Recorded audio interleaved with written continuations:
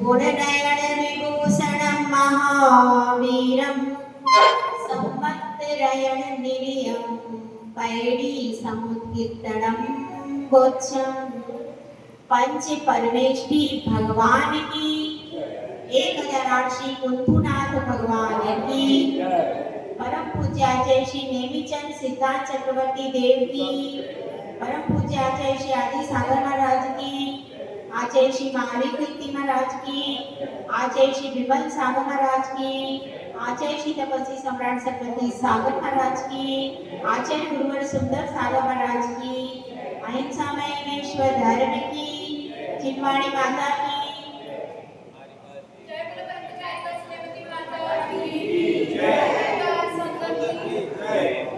धर्म प्रेमी भव्यात्माओं, हम सब आचार्य नेमीचंद सिद्धांत चक्रवर्ती विरचित कर्म कांड ग्रंथ का स्वाध्याय कर रहे हैं। इस मोह की परिणति के बारे में हम विचार करेंगे कि मोह की परिणति ऐसी है कि आसानी से छूटती नहीं है। समस्त कर्मों का राजा है मोहनीय कर्म, और उसमें मोहनीय कर्म में भी जो मकान है, मकान का मोह भी एक बार छूट जाता है। कब? जब कोई व्यक्ति घर बार छोड़ करके अन्य स्थान को जाता है तो कुछ समय के लिए मकान का मोह छूटता है कि नहीं? छूटता है। जब आप मंदिर में आते हो तो कुछ समय के लिए मकान का मोह छूट जाता है। फिर स्त्री पुत्र का भी मोह कुछ समय के लिए छूट जाता है, या तो उनका मरण हो जाता है, योग हो जाता है, अथवा वह अन्य गांव को चले जाते हैं, मायके में चले गए तो कुछ समय के लिए तो आपको छूट जाता है। स्त्री पुत्र मित्र इनका भी मोह छूट जाता है, लेकिन एक चीज ऐसी है कि जिसका मोह छूटना बहुत कठिन होता है। कौन सी चीज है भाई? हाँ, अपना शरीर। बिल्कुल सही आंसर है। अपना शरीर ऐसा है, व्यक्ति बाकी चीजों से तो मोह छोड़ सकता है, धन से भी छोड़ सकता है, यहाँ तक कि जब हम दीक्षा ले लेते, सारा परिग्रह छोड़ दिया, उसके बाद भी शरीर तो साथ में रहता है। तो शरीर से भी मोह छोड़ने की यहाँ पर बात की गई है कि इस शरीर की परिणति को समझिए। यह शरीर कैसा है, इसकी प्रकृति कैसी है, और इसके किस किस प्रकार से इसके साथ में हम बंद कर लेते हैं कर्म। क्योंकि बंद स्त्री पुत्र आदि में नहीं हो रहा, मकान में नहीं हो रहा, कहाँ बंद हो रहा है? आत्मा के प्रदेशों में बंद हो रहा है। कर्म और नो कर्म, दो चीजों को समझिए। नो कर्म किसको कहते हैं? नो कर्म का अर्थ है 3 शरीर और 6 पर्याप्तियों के योग्य पुद्गल वर्गणाओं को क्या कहते हैं? नो कर्म स्कंद। स्कंद मतलब क्या? नो कर्म का समूह। ठीक है ना? तो इस प्रकार से अपन उसी शरीर के भंग के बारे में समझ रहे। अभी तक अपन ने नामकरण में क्या पढ़ा था? 42 प्रकृतियां पढ़ी थी ना। 42 प्रकृतियों के भेद प्रभेद करके 93 भेद हो जाते हैं, और उस 93 के 103 भेद बताए। वो 103 भेद किस तरह से बताए हैं, इस बात को इस गाथा में बताया गया है। गाथा नंबर अपनी चलेगी 27। तेजा कम में ही दिए, तेजा कम्मेण कम्मणा कम्मं, कै संजोगे चलु चलु, दुःखम एकम च पैडियो। तेजा कम में ही दिए, इसका अर्थ क्या है? देखिए, अपन गाथा को पहले समझते। ये शब्द आया ना, ये से अर्थ क्या है? 3 शरीर होते हैं। कौन कौन से मूल 3 शरीर होते हैं? औदारिक, मैत्रियक और आहर। ये 3 शरीर होते हैं। तो इन 3 शरीर और तेजस कार्बन, इसमें क्या मिला दो तीन शरीर में, तेजस और कार्बन, तो ये कितने शरीर हो गए। अब ये 5 शरीरों का ही सारा खेल इसमें आगे बताएंगे। तो इनके साथ में संयोग करने पर चतु चतु चतु 4 4 4 कितना बताया, 3 बार 4, तो 4 प्रकृतियां होती हैं, मतलब एक बार में 4 होती हैं। ऐसे 3 बार हो गए तो 4 में 3 का गुणा करेंगे, कितनी प्रकृतियां हो जाएंगी, 12 प्रकृतियां हो जाएंगी। तेजस और कार्बन का संयोग करने पर 2 प्रकृतियां होगी, और कार्बन के साथ कार्बन का संयोग करने पर 1 प्रकृति होती है। अब अपने को ये तो सब क्लियर है, 5 शरीर के नाम सबको पता है ना, कोई दिक्कत नहीं। अब उन 5 शरीर से अपने को 15 बनाने का, कैसे बनाएंगे ये बता रहे हैं यहाँ पर। देखिए सबसे पहले औदारिक शरीर है, तो औदारिक औदारिक पहला कैसे बन गया, औदारिक शरीर और औदारिक शरीर दोनों मिलके बन गए। कैसे बनता है, तो यह समझिए अपना औदारिक शरीर है कि नहीं है। अब औदारिक शरीर में अन्य उद्गल स्कंद जो कि औदारिक शरीर रूप परिणमन कर सकते हैं, इसमें क्या होगा, 3 शरीर और 6 पर्याप्तियां। 6 पर्याप्तियों के नाम किसी को याद है भाई, आहार, शरीर, इंद्रिय, श्वासोच्छ्वास, भाषा और मन। एक बार और सुन लीजिए, आहार, शरीर, इंद्रिय, श्वासोच्छ्वास, भाषा और मन। ठीक है।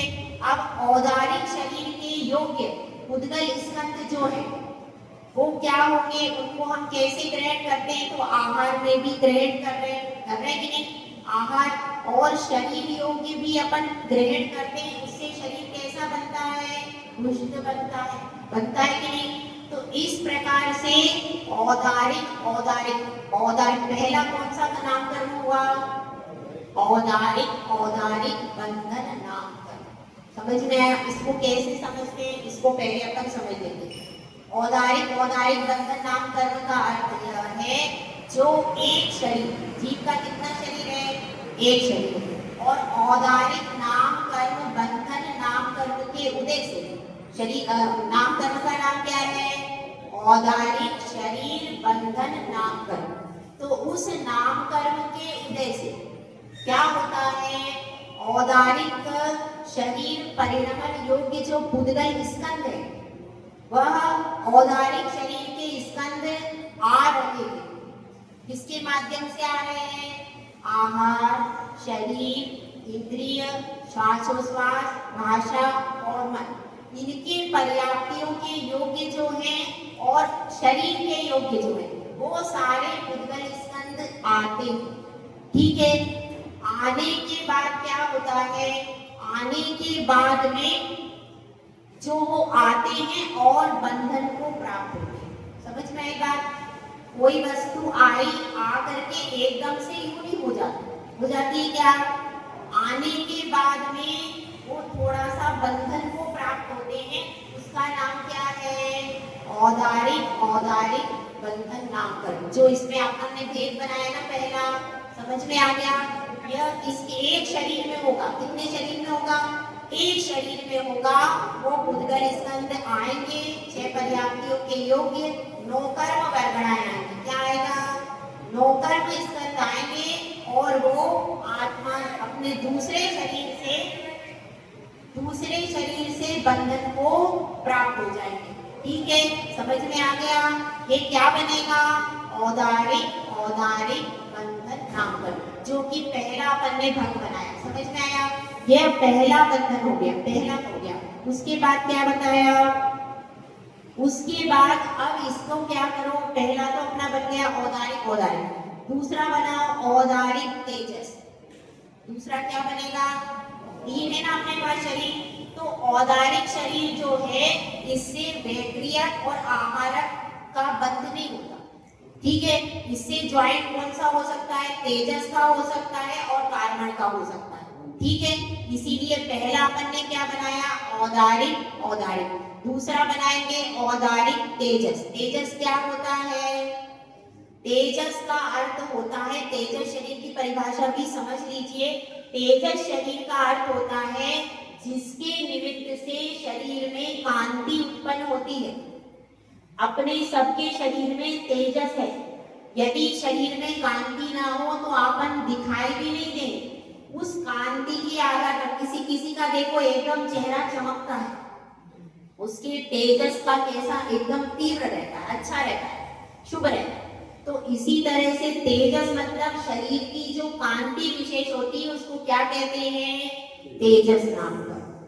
तो तेजस का, औदारिक का तेजस के साथ में संयोग हो गया तो क्या बन गया, ये दो बन गए। उसके बाद औदारिक, औदारिक और कार्बन, औदारिक और कार्बन ये बनाएंगे तो कितने बन गए, औदारिक, औदारिक, औदारिक तेजस और औदारिक कार्बन।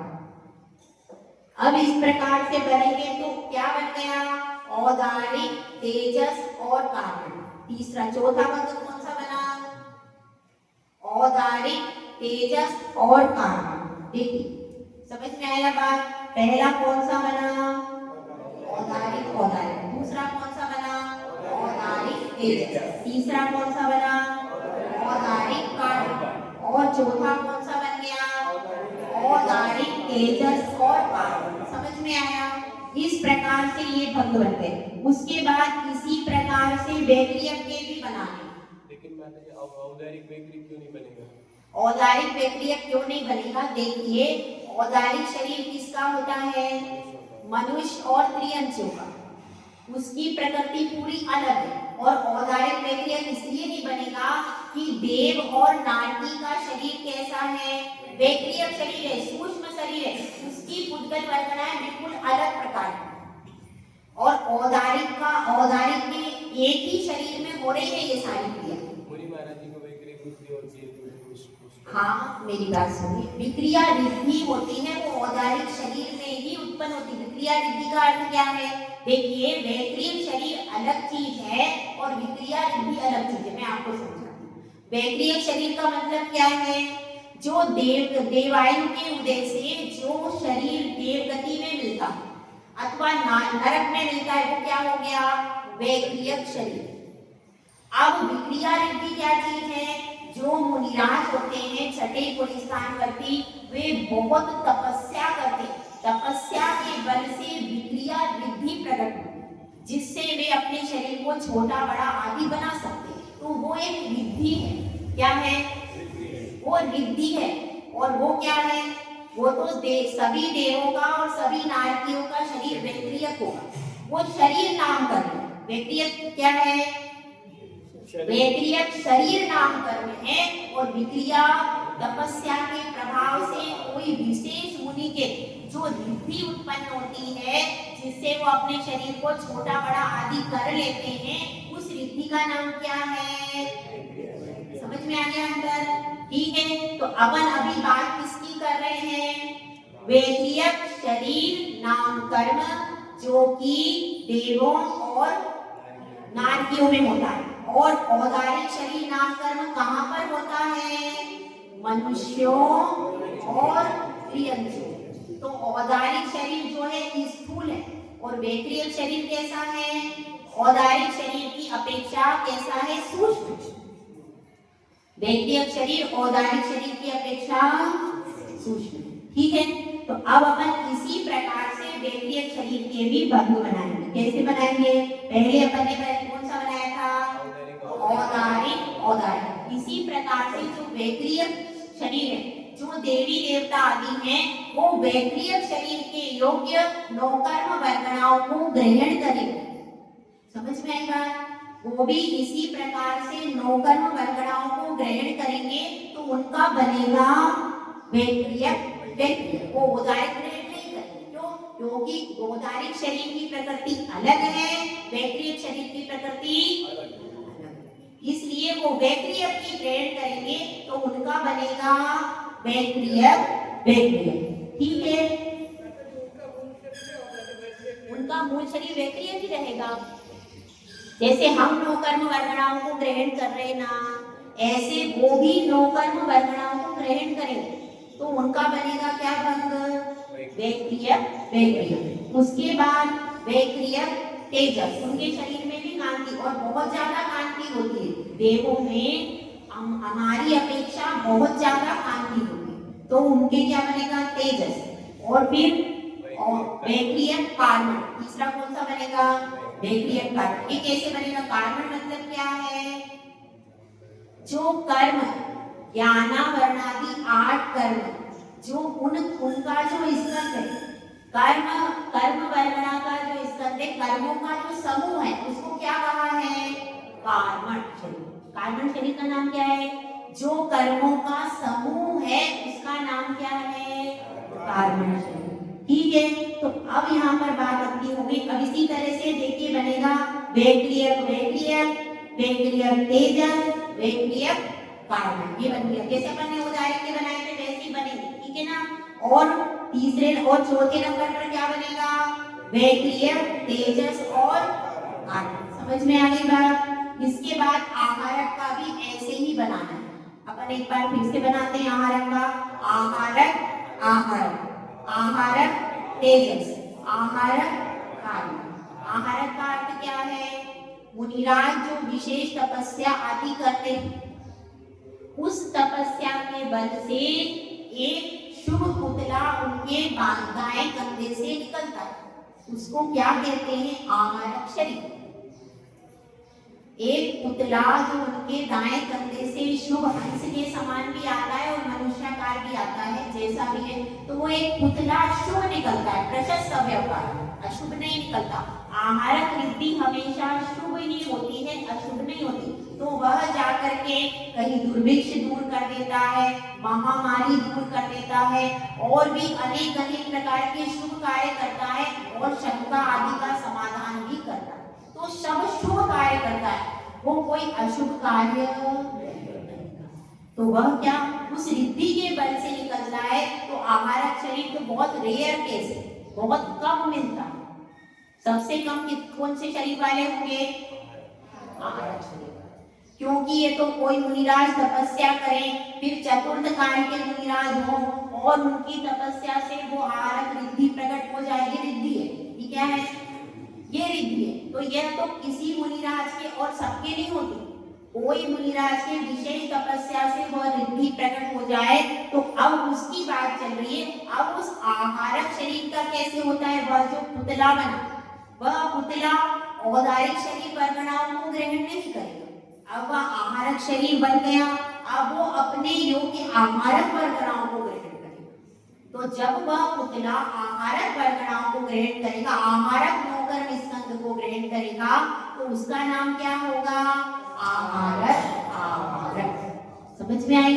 तो यहाँ पर आहारक आहारक हो जाएगा। उसके बाद आहारक तेजस, आहारक कार्बन, उसमें भी तेजस कार्बन रहेगा, क्योंकि तेजस कार्बन सर्व, तेजस कार्बन जो है वो सारे शरीर के 3 मूल शरीर के साथ में रहता ही है, उससे अलग नहीं होता, इसलिए यहाँ पर। तो चौथा बनेगा आहारक तेजस कार्बन।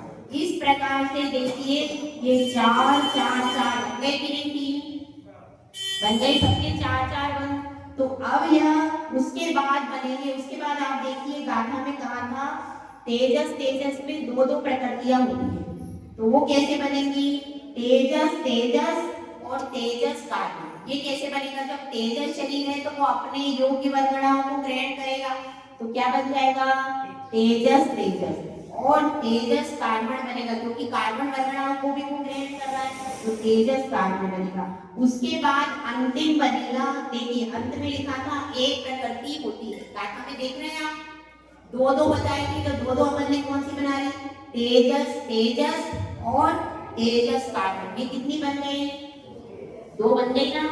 एक तो तेजस तेजस और एक तेजस कार्बन, ये 2, उसमें दुगम लिखा है ना गाथा में, तो ये 2 बन गई। अब अंत में लिखा है एक प्रकृति होती है, गाथा में देख रहे हैं आप, लिखा है एक प्रकृति होती है। एक प्रकृति कैसे बनेगी? Carbon carbon. जो कर्म रूप स्कंद है वे भी कार्बन वर्गणाओं को ग्रहण करते, एक्चुअली जो कार्बन वर्गणाएं आती हैं तो वे जो उनके योग्य स्कंद होता है उसी में आकर के अटैच हो जाती है, क्योंकि आत्मा तो स्पर्श रस गंध वर्ण से रहित है, तो कहाँ अटैच होंगी? जो पहले से कर्म विद्यमान है उसी में आकर के ये जुड़ जाती है। तो इसलिए क्या हो जाता है, कार्बन वर्गणाओं का भी कार्बन वर्गणाओं के साथ में बंधन हो जाता है। इसी बात को यहाँ पर 15 बंध बनाए। कितने बन गए यहाँ पर बंध? 15 बंध। अब 93 में अपने को कितने जोड़े तो 103 हो जाए भाई। 93 में कितने जोड़े? कितने जोड़ेंगे भाई 93 में? 10 जोड़ेंगे। तो यहाँ तो 15 भंग बन गए। अब इनका क्या करें?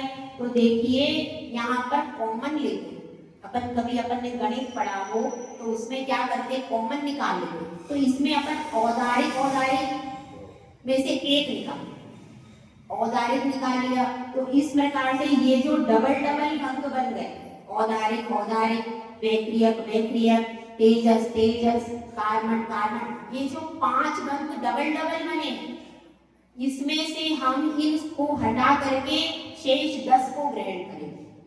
ठीक है, इनको कॉमन ले लेंगे इसमें से, क्योंकि इसमें से एक ले लिया अपन ने। औदारिक वो एक ही शरीर में हो रहा है ना, यह एक ही शरीर में सारी क्रिया हो रही है, इसलिए इन 5 भंगों को अपन कर देंगे कम करके और शेष 10 को ग्रहण कर लेंगे। तो भंग कितने बनेंगे फिर?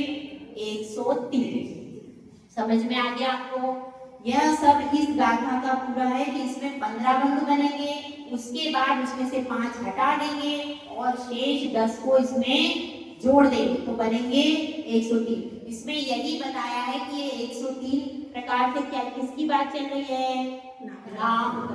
नाम कर्म के 103 भंग किस तरह से बनते हैं, इस बात को यहाँ पर बताया। अब अपन आगे चलते हैं। अब इसमें देखिए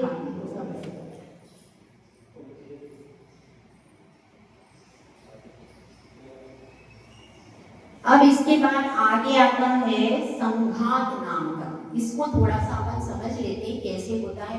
देखिए मैंने आपको बताया था औदारिक जो शरीर वो योग्य पुद्गल वर्गणाएं आई नौकर के स्कंद, तो वो आपस में बंधन को प्राप्त हो गए।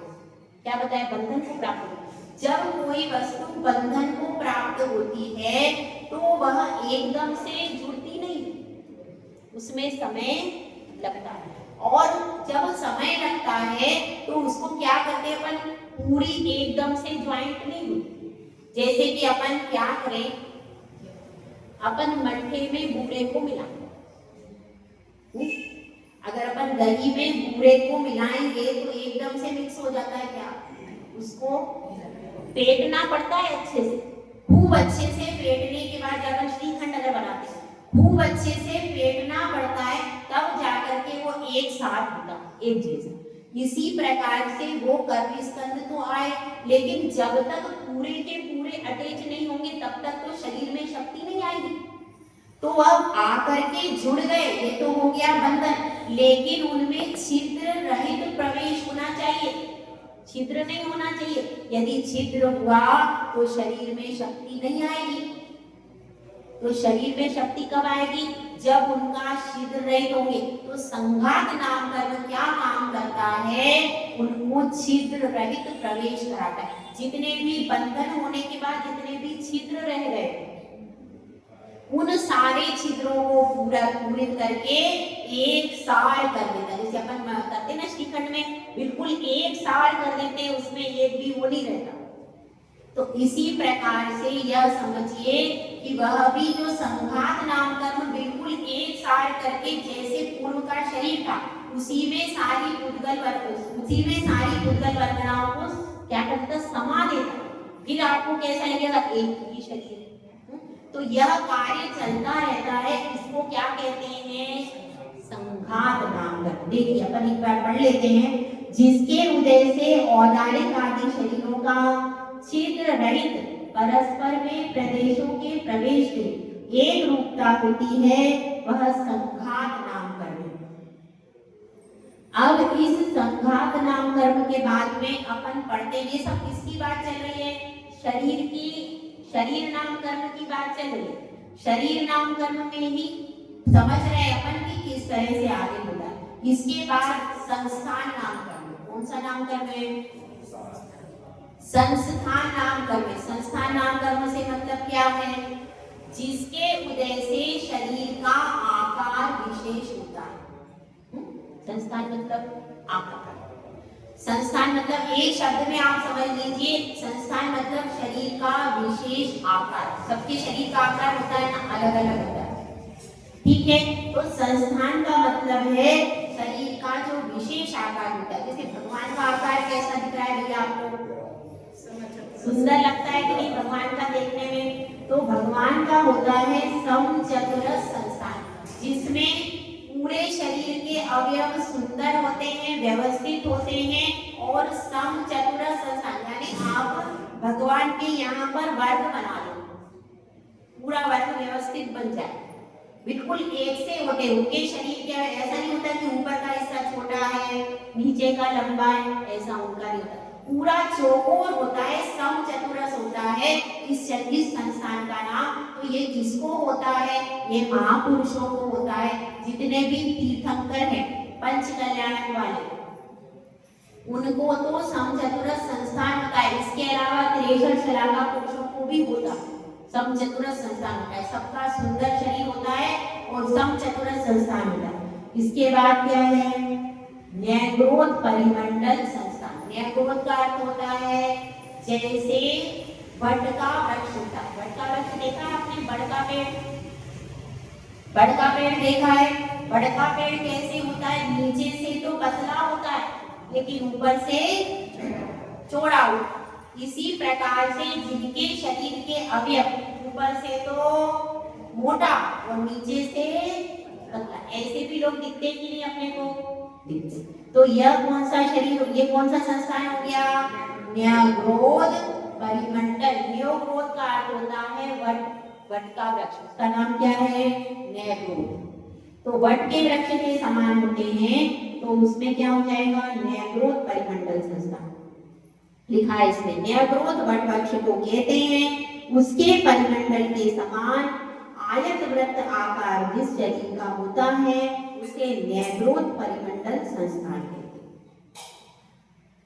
यह शरीर नाभि के नीचे हीन और ऊपर विशाल, ठीक है। अब अपन पढ़ते हैं आगे है स्वाति संस्थान। स्वाति संस्थान का मतलब क्या है? स्वाति का अर्थ होता है बांबी। बांबी जो होती है, सर्प की बांबी देखिए, ऊपर से कैसी होती है? छोटी, और अंदर क्या हो जाता है? विशाल। इसी तरह से ऊपर तो कैसा होता है? पतला, और नीचे से फैला हुआ। ऐसे भी शरीर देखे कि नहीं आपने? ऊपर से तो व्यक्ति पतला रहता है और नीचे का पोर्शन फैला हुआ रहता है। उस संस्थान को क्या कहते हैं? स्वाति संस्थान कहते हैं। तो इसमें पढ़ लेते हैं। स्वाति नाम वाल्मीकि या शाल्मली वृक्ष का है, उसके आकार के समान आकार जिस शरीर का है वह स्वाति संस्थान है। यह शरीर नाभि से नीचे विशाल और ऊपर हीन होता है। अब देखिए चौथा संस्थान, कौन सा? उपजक संस्थान। उपजक संस्थान का मतलब क्या है? उपजक संस्थान का अर्थ है, आपने देखा होगा किसी के शरीर पे ऊबड़ निकल आता है, देखा है कि नहीं? तो वह ऊबड़ जो निकल जाता है वो किसके उदय से निकलता है? उपजक संस्थान नाम कर्म के उदय से वह कैसा हो जाता है? उसमें ऊबड़ निकल आता है, तो उसको क्या कहते हैं? उपजक संस्थान। अब इसके बाद कौन सा संस्थान है? वामन संस्थान। वामन संस्थान का अर्थ क्या है? वामन मतलब बौना हो जाता है। उसका शरीर, जो आयु तो बढ़ती जाती है लेकिन उसका शरीर आयु के अनुसार उसके शरीर के अवयव डेवलप, उसके शरीर, हाथ कैसे रहते हैं? छोटे छोटे, पैर छोटे छोटे। तो जो बौना, जो वामन संस्थान नाम कर्म का उदय जिसको होता है उसका शरीर बौना हो जाता है, ठीक है। यह भी अपने देखने में आता है। उसके बाद बताया है मुंडक संस्थान। मुंडक संस्थान का अर्थ क्या है? मुंडक संस्थान का अर्थ यह है जैसे कि समचतुरस संस्थान में सभी अवयव बराबर होते हैं, कहीं भी आड़े तिरछे नहीं होते। लेकिन मुंडक संस्थान में हाथ तिरछा हो रहा है, पैर कुछ और के हो रहे हैं, चेहरा भी एकदम पूरे शरीर के अवयव जो है वो कैसे रहते हैं, एकदम व्यवस्थित नहीं होते। तो पंचम काल में तो मुंडक संस्थान नहीं होता है, यही संस्थान होता है। तो अभी अपने शरीर के अवयव उतने सुंदर थोड़ी है जितने भगवान के हैं क्या? नहीं। वो शरीर का शेप भी उतना व्यवस्थित नहीं है। तो इसमें यह बताया गया है जैसे नाना प्रकार के पदार्थों को मशक में भर दो, एक कपड़े में या पेटी में अपन नाना प्रकार के पदार्थ भर देते तो कैसे होते हैं, कभी इधर से निकल रहा है, कभी उधर से निकल रहा है। ऐसे ही अपने शरीर के अवयव कैसे रहते हैं, किसी के हाथ लंबे हैं, किसी के हाथ छोटे हैं, किसी के पैर लंबे, कभी कोई प्रशस्त भी हो जाता है, कभी किसी की आंखें बहुत सुंदर है तो उसके हाथ अच्छे नहीं है, पैर सुंदर है तो क्या है, चेहरा अच्छा, कुछ ना कुछ कमी, पूरा सर्वांग सुंदर सर्व अवयव व्यवस्थित, इसको क्या कहते हैं, मुंडक संस्थान। एक बार अपन संस्थानों के नाम दोहरा लेते हैं। पहला संस्थान है समचतुरस्र संस्थान, वो किसके होता है, महापुरुषों को होता है। दूसरा कौन सा है, न्यायक्रोध परिमंडल संस्थान, वो किसी को भी हो सकता है। आपने भी ऐसे लोग देखे होंगे जो ऊपर से मोटे होते हैं, नीचे से पतले, ऐसे व्यक्ति दिखते हैं कि नहीं, अभी भी दिखते हैं। उसके बाद स्वाति संस्थान भी हो सकता है जिसमें कि ऊपर का स्थान कैसा होता है, पतला, और नीचे का मोटा। तो स्वाति संस्थान मतलब तो कौन सा हो गया, समचतुरस्र संस्थान, न्यायक्रोध परिमंडल संस्थान, स्वाति संस्थान, उसके बाद उपजक संस्थान, और भी कौन सा है, उसके बाद वामन, और उसके बाद मुंडक संस्थान। इस प्रकार से ये कितने हो गए, 6। समचतुरस्र संस्थान, न्यायक्रोध परिमंडल संस्थान, स्वाति संस्थान, उपजक संस्थान, वामन संस्थान और मुंडक संस्थान। यह शरीर के आकार के विशेष से जो रचना होती है उसको क्या कहेंगे, संस्थान। अब अपन आगे शरीर नाम, अभी आगे नामकरण की बात करते हैं। संस्थान नामकरण, संस्थान नामकरण का प्रकरण हो गया। इसके बाद कौन सा समझना है, इसके बाद सहनन।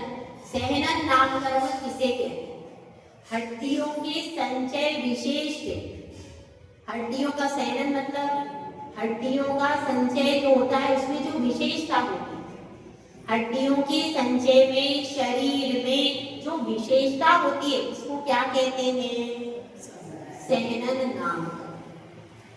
सहनन मतलब हड्डियों का संचय, ऐसा समझिए, ठीक है। तो अब यह सहनन नामकरण है, यह सहनन नामकरण भी कितने प्रकार का होता है।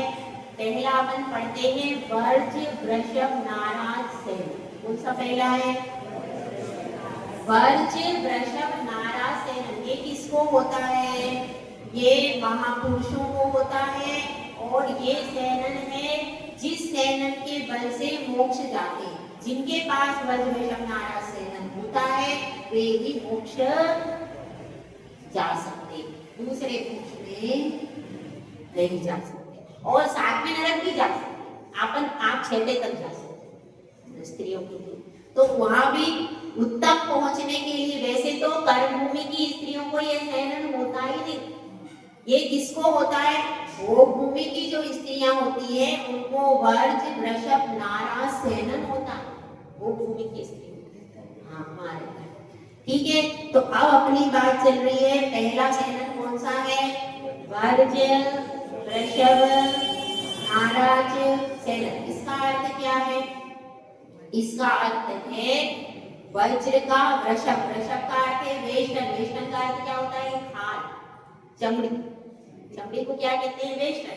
तो यह वज्र का होता है, यानी जिसका वर्ज वृषभ नाराज सहनन है, आप उसको छेद करोगे तो छेद नहीं होगा।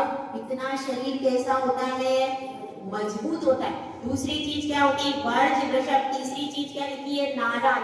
नाराज का अर्थ क्या है, ये जो ज्वाइंट होते हैं ना, हड्डियों से हड्डियों को जोड़ने वाले, ये भी वज्र के होते, यानी वह गिर जाए तो उसकी एक भी हड्डी नहीं टूटे। क्यों, क्योंकि उसके कील कैसी है, वज्रमय कील है। और वर्ज वृषभ नाराज, और सेनन यानी उसकी हड्डियां भी वज्र की, उसकी हड्डियां भी वज्र की है, कीले भी वज्र की है और उसका वेष्टन भी, खाल भी। जैसे कि आपको याद होगा अंजना ने जब हनुमान को जन्म दिया तो वह विमान में लेकर के उसको जा रही थी। अब वह बच्चा बहुत ज्यादा चंचल था, तो इतना चंचल था कि अंजना उसको संभाल नहीं पाई और वो हनुमू पर्वत में गिर गया। अब जब वो नीचे गिर गया तो अंजना तो रोने लगी एकदम से, मेरा तो हाल का पुत्र है, बिल्कुल अभी जन्म हुआ, मेरा बच्चा तो अब बचेगा ही नहीं, वो तो नीचे गिर गया। और फिर तुरंत उन्होंने, मामा ने विमान रोक दिया और विमान रोक करके नीचे आए। नीचे देखा तो खेल रहा है, हंस रहा है और वो शिला जो थी उसके टुकड़े टुकड़े हो गए। इसीलिए उनका नाम रखा श्रीशैल। क्या नाम रखा? श्रीशैल। तो श्रीशैल उनका नाम इसीलिए पड़ा। तो वह ये कैसे हुआ कि उनकी चमड़ी वज्र की, यदि चमड़ी वज्र की नहीं होती तो क्या होता? सब चमड़ी फट जाती, हड्डियां तो बात की चीजें, पहले शरीर ही फट जाता पूरा। तो इसलिए वर्ज वृषभ नारा सेनन जिसका होता है उसके शरीर को कोई हानि पहुंचती नहीं। दूसरा क्या है? दूसरा है वर्ज नाराज सेनन। दूसरा सेनन का नाम क्या है? वर्ज नाराज। तो वज्र नाराज में क्या क्या होगा? वज्र नाराज का अर्थ क्या बताया था? कीले। शरीर के ज्वाइंट का अर्थ क्या है? नाराज। तो हड्डियों को जो जोड़ता है वो क्या है? नाराज। तो उसमें कीले कैसी होती है? कीले मात्र वज्र की होती हैं और हड्डियां कैसी होती हैं? वज्र की। लेकिन वेष्टन वज्र का, समझ में आया अंतर? पहले अपना वेष्टन भी वज्र का था, कीले भी वज्र की थी और हड्डियां भी वज्र की थी। पहले तीन चीजें वज्र की थी, अब क्या है? अब उसमें से वेष्टन निकाल दो तो बचा क्या?